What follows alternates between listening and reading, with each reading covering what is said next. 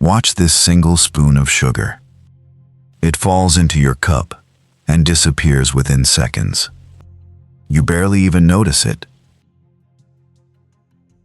But for most of human history, this exact spoonful would have cost a small fortune. And for centuries, making it did not cost money at all. It cost something far worse. People once called sugar white gold. They were right about the gold. They simply forgot to mention the other half of the story, red hands. White gold. Red hands. Far across the ocean, on one small island, those hands would not stay open forever. One day, they would close into fists, and the richest sugar colony on Earth would go up in flames.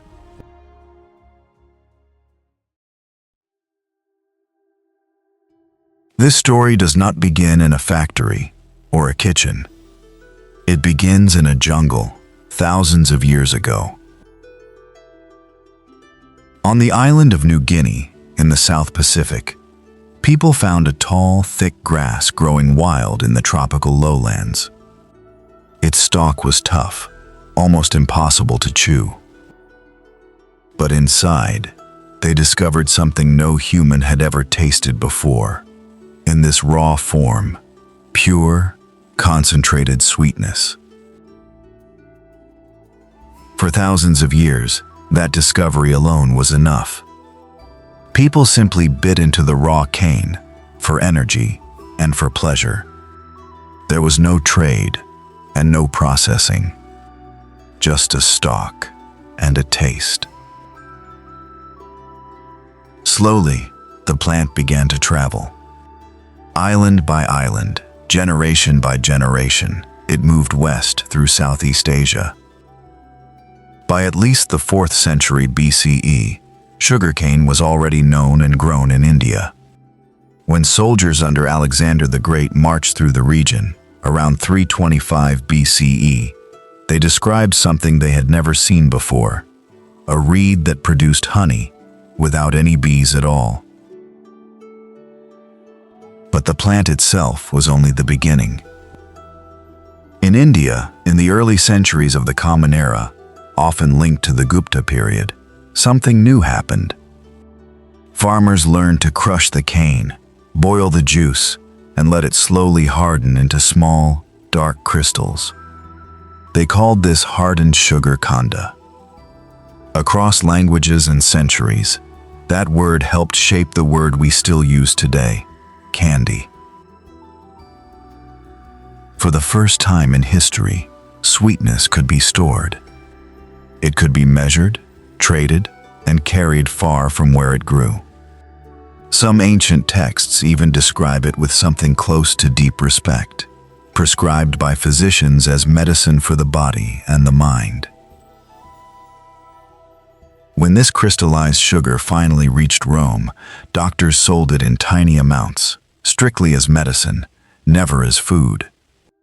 They prescribed it for stomach pain and for eye infections. A single pound could cost a common laborer a full month's wages. For almost 1,000 years, that is exactly what sugar remained: rare, expensive, and completely out of reach for nearly everyone alive.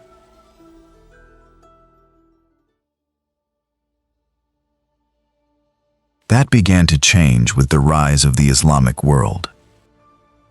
Between the 7th and 13th centuries, across the Islamic world, refiners and engineers greatly improved the art of sugar production.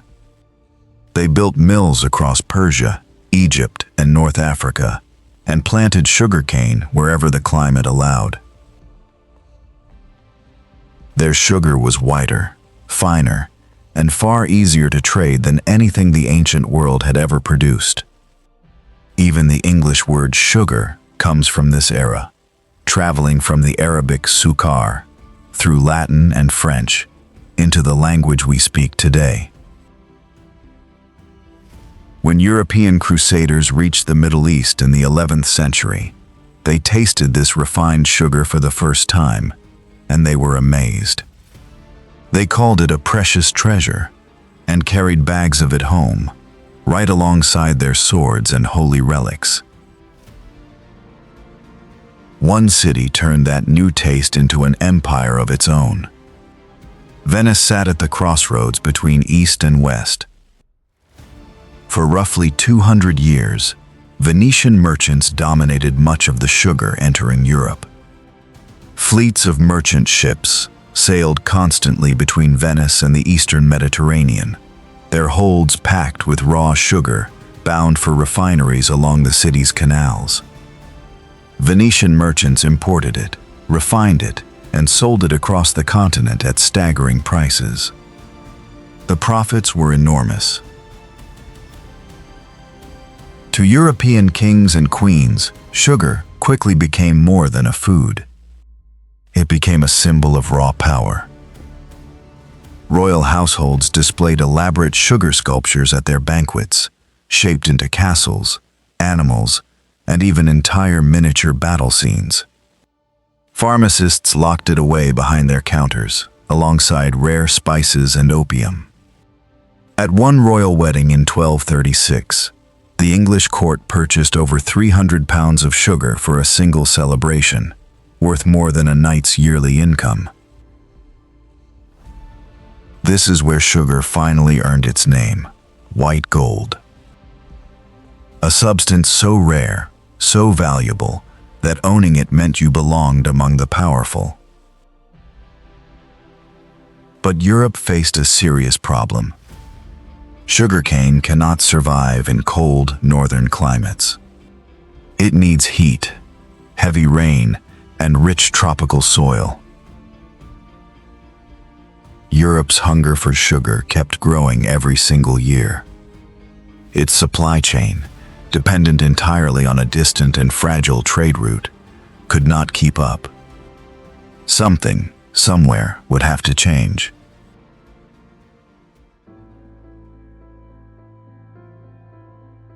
In the 1400s, Portugal found an answer. Portuguese sailors reached a string of small volcanic islands off the coast of Africa, Madeira first, and later São Tomé, sitting almost exactly on the equator.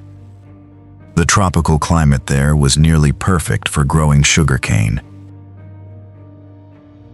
At first, plantation owners relied on convicts and poor European laborers to work the fields. But cutting and processing sugarcane is brutal, exhausting labor, often stretching deep into the night during harvest season. Workers collapsed from heat, injury, and disease, faster than owners could replace them. So plantation owners turned to something far darker. They began forcing enslaved men, women, and children from the African coast to do this punishing work instead. By the early 1500s, São Tomé had become one of the largest sugar producers on Earth, worked almost entirely by enslaved labor shipped from the nearby African coast. Historians describe these small island plantations as a testing ground, a grim prototype for something much larger and far more devastating that was still to come. In 1493, on his second voyage across the Atlantic, Christopher Columbus carried sugarcane cuttings westward to the islands of the Caribbean. The soil there was rich. The climate was nearly perfect. Europe suddenly had almost unlimited land for growing its white gold. A trade route soon formed to feed this new hunger. Manufactured goods sailed from Europe to Africa. Enslaved people were carried from Africa to the Caribbean, and sugar sailed from the Caribbean back to Europe. Every corner of this route existed because of one crop. Only one question remained, and it was the darkest question of all.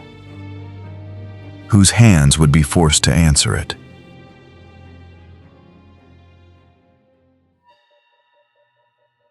The answer built one of the darkest chapters in human history. Getting to these plantations required its own horror. Enslaved men, women, and children were packed onto ships bound for the Americas, crammed together for weeks at sea, with little food, air, or space to move. Historians estimate that millions of Africans endured this crossing, known as the Middle Passage, and vast numbers never survived it. On plantation after plantation, enslaved workers cut sugarcane by hand, under a relentless tropical sun. Once cut, the cane had to be fed into heavy grinding mills within hours, before its juice began to spoil. The mills never stopped running during harvest season. They turned day and night, powered by oxen, water, or wind. The work near the rollers was constantly dangerous. A single moment of exhaustion could cost a worker a hand or an arm. After grinding, the raw juice was boiled again and again in rooms filled with roaring fires, hot enough to blister skin from a single splash. There was almost no rest until the harvest finally ended.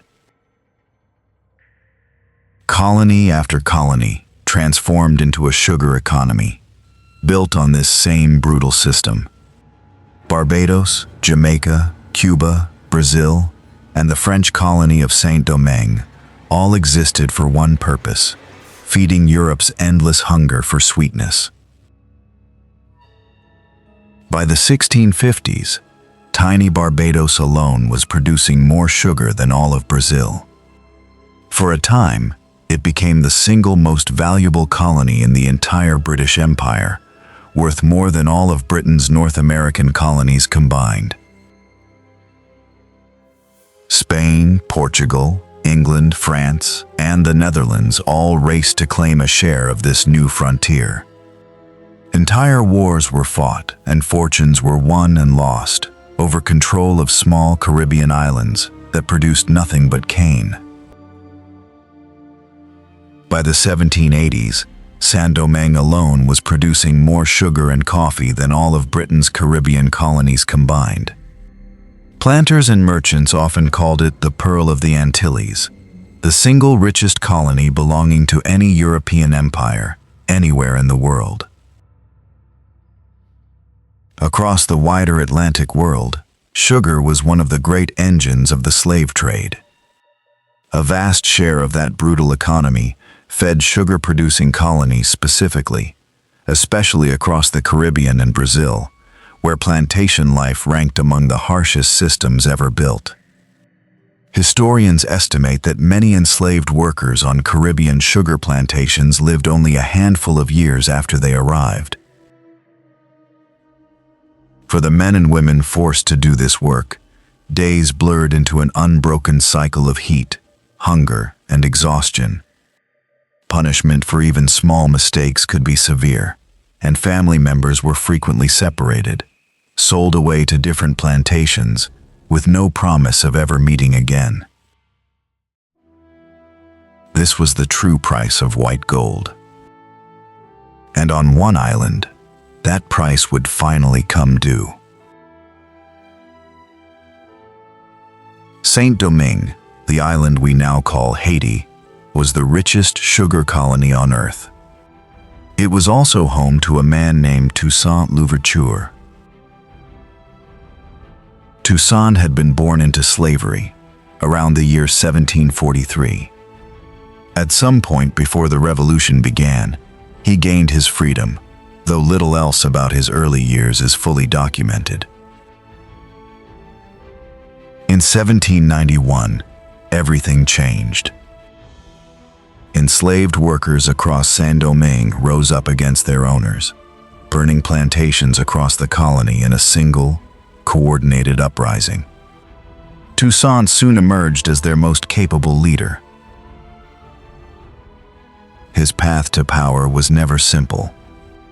He first fought alongside Spain, which promised freedom to those who joined its army. But everything changed in 1794. The French Republic itself abolished slavery that year. Toussaint then changed sides and turned his army against Spain and Britain instead. He proved to be a brilliant, disciplined commander. He trained soldiers built almost entirely from former slaves, and fought three of the most powerful empires on earth, one after another, to a standstill. By 1801, Toussaint had risen to Governor-General of the entire colony. He helped write a new constitution and made sure slavery could never legally return. That same year, he even marched his army into the neighboring Spanish colony of Saint-Domingue to free the enslaved people living there as well. For a brief, remarkable moment, the whole island answered to a man who had once been enslaved himself. For nearly a decade, he held the wealthiest sugar colony in the world firmly in his hands, negotiating as an equal with generals and diplomats who had once viewed enslaved people as property, not people at all. Napoleon saw him as too great a threat to ignore. In 1802, he sent nearly 20,000 French soldiers across the Atlantic. By some measures, it was the largest overseas military expedition France had ever launched.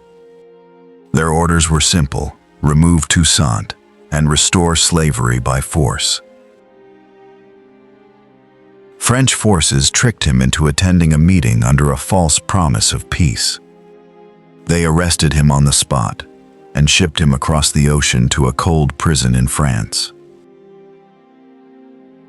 Toussaint died there in April of 1803, far from home. He never lived to see what his revolution would finally achieve. His soldiers did not stop fighting without him. On January 1st, 1804, under a new leader named Jean-Jacques Dessalines, Haiti formally declared its independence. It became the only successful slave revolt in modern history to create an independent nation. White gold. Red hands. In Haiti, those hands had finally closed into fists.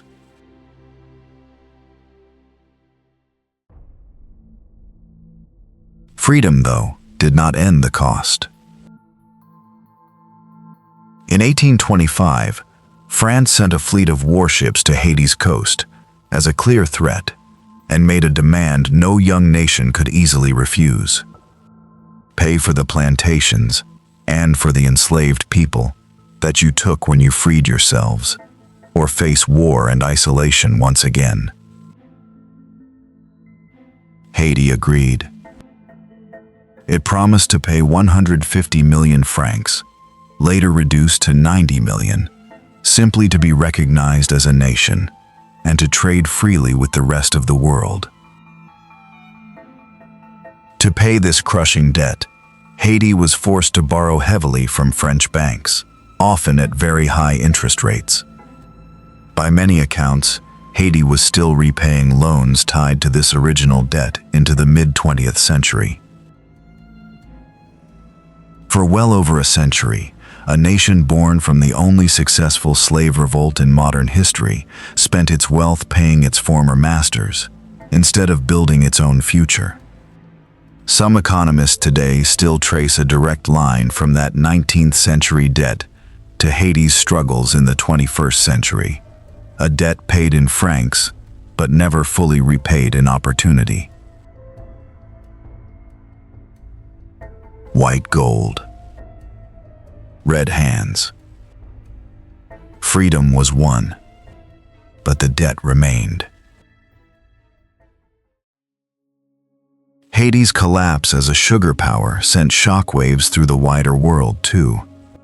Without his profitable Caribbean colony, Napoleon had far less reason and far less ability to hold on to a distant, difficult territory called Louisiana.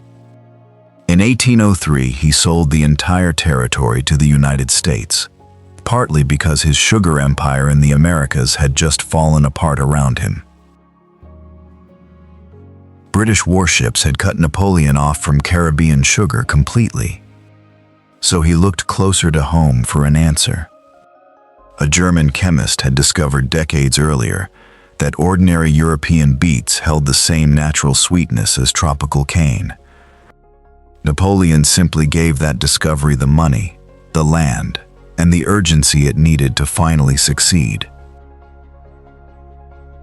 Over the following decades, beet sugar helped break the tropics' centuries-old monopoly on sweetness for good, changing the global sugar trade forever. The change in ordinary life was enormous. In England alone, the average person consumed roughly 4 pounds of sugar a year in 1700. By 1800, that number had climbed past 18 pounds, and it kept climbing for another century after that. By the end of the 1800s, sugar was no longer rare anywhere in the world. It was stirred into tea, baked into bread, and sold cheaply in shops across every inhabited continent. What had once been white gold, locked away and guarded jealously by kings, had quietly become something ordinary, sitting, almost unnoticed, in kitchens around the entire world.